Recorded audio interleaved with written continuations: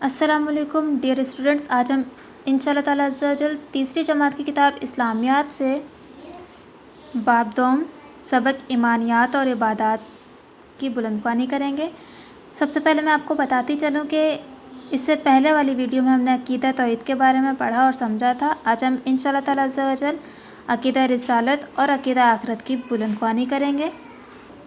यहाँ देखें सफ़ा नंबर 27 पर रिसालत और आखिरत की बुलंदख्वानी करते हैं। रिसालत का मतलब यह है कि तौहीद के साथ इस बात पर भी ईमान लाना कि अल्लाह ताला ने अपने बंदों तक अहकाम पहुँचाने के लिए अपने नेक बंदे मुकर्रर फरमाए, जिन्हें नबी और रसूल कहते हैं। नबी और रसूल सच्चे होते हैं, कभी झूठ नहीं बोलते, गुनाह के काम नहीं करते, अल्लाह ताला के तमाम अहकाम बंदों तक पहुँचा देते हैं।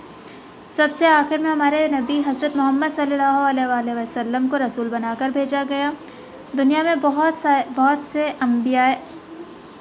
अम्बिया कराम आए, लेकिन इनकी तादाद खुदा ताला ही जानता है।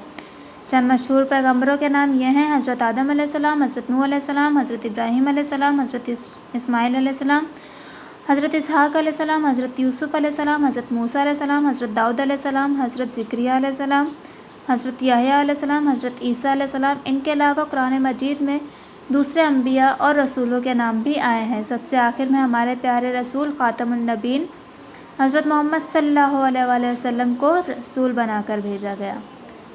हजूर सल्लल्लाहु अलैहि वसल्लम तमाम नबियों के सरदार हैं। दूसरे नबी अपनी अपनी कौमों की हिदायत के लिए आए और हमारे नबी और रसूल सारी दुनिया के तमाम इंसानों की हिदायत के लिए तशरीफ़ लाए।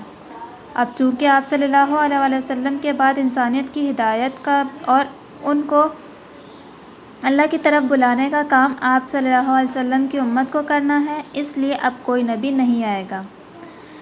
तो आइए आखिरत की तरफ चलते हैं। आखिरत के मायने हैं सबसे आखिर में आने वाली चीज़। आखिरत से मुराद क़यामत का वो दिन है जिसमें बंदों को अपने किए हुए अमाल का हिसाब देना होगा। अल्लाह ताला के रसूलों ने बताया कि इंसानों को मरने के बाद दोबारा ज़िंदा किया जाएगा और इन्होंने अपनी ज़िंदगी में जो अच्छे या बुरे काम किए होंगे अल्लाह ताला इनका हिसाब लेगा।